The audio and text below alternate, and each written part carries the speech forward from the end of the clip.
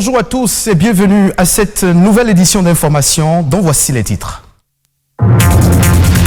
Longtemps silencieuse, l'hypertension artérielle constitue l'un des principaux facteurs de risque des maladies cardiovasculaires. Elle entraîne des complications très graves. Comment les jeunes peuvent s'en prévenir? Élément de réponse à suivre. Le marché de la musique est en forte croissance au Bénin, mais le secteur demeure confronté à un défi, la censure. Comment censurer le contenu de certaines œuvres musicales qui ne participent pas à l'éducation de la jeunesse? On en parle. Et puis au Togo, la rentrée scolaire 2020-2021 est effective depuis le 2 novembre 2020. Les enseignants et le personnel administratif ont aussi regagné les salles de classe dans le strict respect des mesures barrières contre la Covid-19.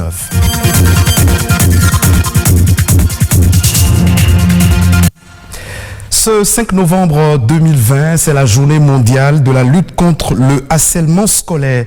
Les États membres de l'UNESCO ont déclaré le premier jeudi de novembre de chaque année journée internationale contre la violence et le harcèlement scolaire, y compris le cyberharcèlement. Selon l'institution onusienne, la violence en milieu scolaire sous toutes ses formes porte atteinte aux droits des enfants et des adolescents, à l'éducation, à la santé, au bien-être. Cette journée internationale appelle à franchir une étape majeure en vue de prévenir et d'éliminer la violence et le harcèlement scolaire, y compris le cyberharcèlement. On parle à présent de l'hypertension artérielle. Plus votre pression artérielle est forte, plus le risque est élevé d'endommager votre cœur et les organes essentiels comme le cerveau et les reins. L'hypertension est la première cause évitable des maladies cardiovasculaires et des AVC dans le monde entier. Si cette pathologie est associée au vieillissement, les moins de 40 ans n'en sont pas épargnés. Quelles sont les causes de l'hypertension chez les jeunes et comment les éviter? Élément de réponse dans ce reportage. J'ai découvert que j'avais l'hypertension à 21 ans. À l'image de cette jeune fille, de nombreux jeunes souffrent aujourd'hui de l'hypertension artérielle. La prévalence de cette pathologie chez les personnes âgées de moins de 40 ans est d'environ 15% au Bénin. L'hypertension est une affection qui peut survenir à tout âge. Il y a même des nouveaux-nés qui naissent avec des malformations qui vont entraîner une élévation de la pression artérielle. Au-delà de 14,9 de pression artérielle, tout patient est déclaré hypertendu. Les habitudes alimentaires et le style de vie sont quelques facteurs qui peuvent provoquer l'hypertension chez les jeunes. L'alimentation va favoriser l'élévation de la pression artérielle. Ça, c'est une chose indéniable. Une alimentation anormalement riche en sel, en matières grasses et en sucre industriel va favoriser l'élévation de la pression artérielle et va favoriser également une augmentation importante du poids. La colère et le stress permanent sont quelques facteurs de risque sur lesquels on peut influer pour être à l'abri du mal. Darlene l'a compris bien plus tard. Les médecins ont relevé comme facteur principal la nervosité. Je me fâche pour des trucs banals. Je m'emporte vite au fait. Et j'ai tendance à ne pas vite oublier ce qu'on me fait. L'hypertension entraîne un vieillissement accéléré des organes. Le cerveau, le cœur et les reins sont les organes les plus touchés. Ce vieillissement multiplie les risques d'accidents vasculaires cérébraux, l'infarctus du myocarde, l'insuffisance cardiaque et rénale. Combattre cette maladie commence dans l'assiette. On peut agir sur son alimentation. On peut manger moins de glace, on peut boire moins d'alcool, en préparant ses repas à la maison, on peut utiliser moins de sel, on peut utiliser moins d'huile, on peut diminuer le nombre de sucreries ou bien de bière qu'on a à avaler. Ça, c'est la première chose. La deuxième chose, c'est que on peut faire plus d'exercice physique. C'est pas seulement une fois le week-end qu'il faut faire du sport, il faut essayer d'en faire plus régulièrement, 3-4 fois par semaine. L'OMS recommande de faire une promenade à pied d'une demi-heure par jour. Si certains aliments sont susceptibles d'augmenter le risque d'hypertension chez les jeunes, il en existe d'autres qui peuvent les aider à s'en préserver. Pour quelqu'un qui veut prévenir, il doit commencer à augmenter sa consommation en fruits, en légumes. Un seul fruit ne peut pas contenir tous les nutriments ou bien tous les micronutriments dont l'hypertendu a besoin. Donc, le fait de diversifier nous favorise plus l'apport en tous les micronutriments dont on a besoin. Le patient déclaré hypertendu doit éviter le tabagisme, la sédentarité et le surpoids. L'hypertension artérielle est un tueur silencieux et invisible. De l'avis des spécialistes, il vaut mieux le prévenir que le guérir. On s'intéresse à présent au contenu de certaines œuvres musicales qui ne participent pas à l'éducation et à l'épanouissement de la jeunesse. Des œuvres d'esprit dont le contenu est parfois moins instructif et vulgaire. Conséquence, plusieurs voix s'accordent sur la nécessité de censurer ces œuvres musicales. Auguste Amoussou est un manager d'artistes et il nous décrit ici la situation tout en proposant quelques solutions pour la visibilité des œuvres musicales béninoises. La censure, c'est l'interdiction de diffusion publique d'une œuvre musicale. Ça varie selon les pays, ça varie selon les télévisions, selon le contenu, les thématiques à développer. Si le producteur a opté pour que l'artiste n'apporte que sa voix pour de la dépravation afin qu'il puisse trouver son compte, personne ne peut empêcher parce que le producteur sait déjà où vendre ces genres de produits. Composer une chanson, c'est thèse, antithèse et synthèse. C'est comme un sujet de rédaction que vous développez.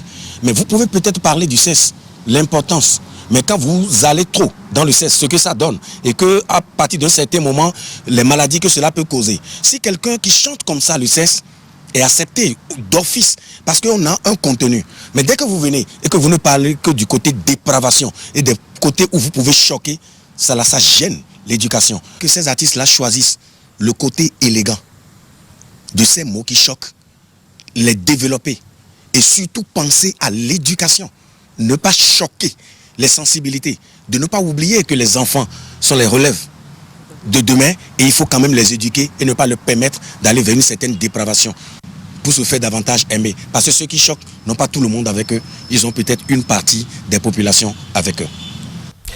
Dans plusieurs ménages, beaucoup de personnes éprouvent des difficultés pour la garde de leurs chiens. Des difficultés qui, aujourd'hui, peuvent être surmontées grâce à l'assistante d'éducateurs canins. Qui sont ces éducateurs et que font-ils concrètement? Élément de réponse dans cet élément. Mon activité, le dressage, consiste à éduquer un chien. Landry Lawson est un dresseur de chiens.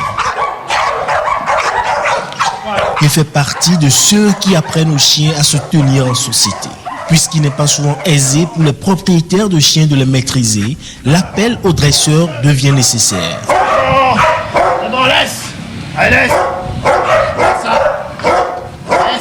Nous passons d'abord par la socialisation, qui est d'apprendre aux chiens à se tenir en société, à ne pas mordre les gens, à savoir où faire ses besoins, à savoir se tenir dans la maison, à ne pas sauter n'importe où, à ne pas déchirer les habits, les chaussettes, les fils de climatisation, voilà, qui passent dans la maison. Donc notre activité consiste à socialiser d'abord le chien, à le dresser et à le rendre apte à l'utilisation pour le propriétaire. Devenir un dresseur de chiens nécessite une formation. Le dressage est tellement large qu'il y a plusieurs facultés dans le dressage. L'obéissance, le gardiennage, l'agilité, le sauvetage, le pistage. Bon, voilà, il y a plusieurs facultés. Ça dépend de ce que vous voulez faire de votre chien. Et on ne peut pas s'auto-proclamer dresseur. Il y a bel et bien des formations qu'il faudrait suivre et pas à pas finir par devenir maître chien. Dans l'exercice de leur activité, les dresseurs de chiens rencontrent quelques difficultés. Il y a des risques. Il y a beaucoup même. Parfois on se fait adresser par les chiens parce que il y a des chiens qu'on arrive à prendre qui sont sauvagement irrécupérables ou ils ne font que mordre, même leur propriétaire mordre. En ce moment, on peut faire appel au dresseur. Le dressage de chiens est une activité en pleine expansion au Bénin. Il permet à celui qui s'y adonne de gagner sa vie. Quelques informations au plan national à travers un condensé de l'actualité nationale, c'est à travers La Nation en bref et en images.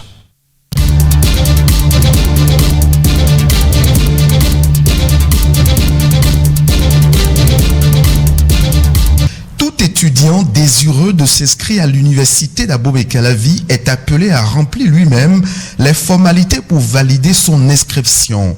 Mieux, aucun étudiant de l'UAC ne doit remettre à une tierce personne ou à un agent de l'administration universitaire son dossier d'inscription. Selon la note signée du recteur Massim Dacruz, de l'impression de la fiche de préinscription jusqu'à la validation de l'inscription, tout étudiant qui serait victime d'une escroquerie de quelque nature que ce soit sera donc seul responsable des déconvenues qui en découleraient. Faut-il le préciser, les inscriptions au titre de l'année académique 2020-2021 ont démarré il y a quelques jours à l'université d'Abomey-Calavi.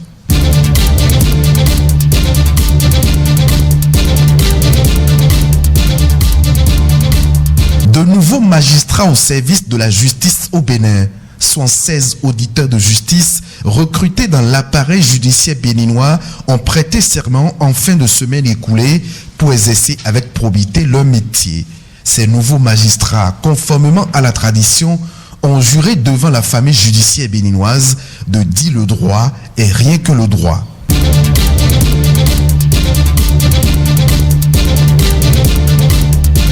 Les écureuils du Bénin se préparent pour la double confrontation contre le Lesotho dans le cadre des éliminatoires de la Coupe d'Afrique des Nations Cameroun 2021.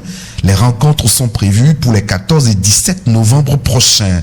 À 10 jours de la première rencontre, le sélectionneur béninois Michel Dissué a dévoilé une liste des 24 écureuils. Dans la liste dévoilée par le coach français, pas de surprise. On note tout de même le retour d'un habitué de la sélection nationale. Il s'agit de David Kiki, écarté du 11 national par Michel Dissué en raison de ce qu'il était sans club. Le latéral gauche béninois a été convoqué pour affronter le Lesotho. Outre ce retour, le sélectionneur a fait de nouveau confiance à Fabien Fallon, Khaled Adénon, Cécile Dalmeda et Steve Mounier. Grand absent de cette sélection, Stéphane Cessignon, le capitaine du 11 national, est en ce moment à la recherche d'un nouveau club.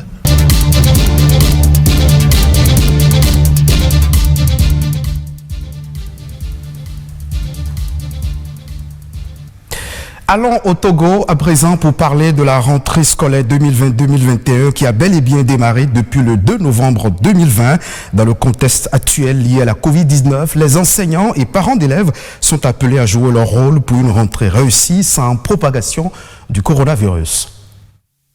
Le lavage régulier des mains au savon ou au gel hydroalcoolique, le port permanent des bavettes ou encore la distanciation sociale sont des mesures barrières traditionnelles qu'élèves et enseignants sont appelés à observer pour se protéger du nouveau coronavirus.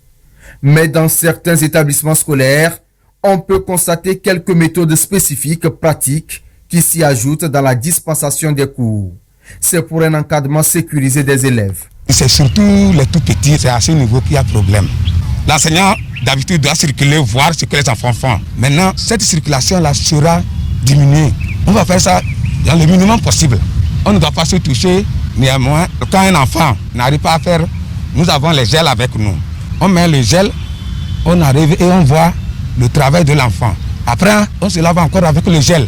Les professeurs, ils ont été suffisamment moulés dans cette tâche, dans cette responsabilité d'assurer convenablement les cours à nos apprenants. Donc, ils sont suffisamment préparés. Éviter les attroupements pendant les récréations est l'autre défi que responsables d'établissements scolaires comptent bien relever. On a discuté avec les revendeuses. Les élèves vont s'aligner en respectant la distanciation sociale. Ensuite, ils vont sortir par petites vagues pour ne pas causer de grands attroupements.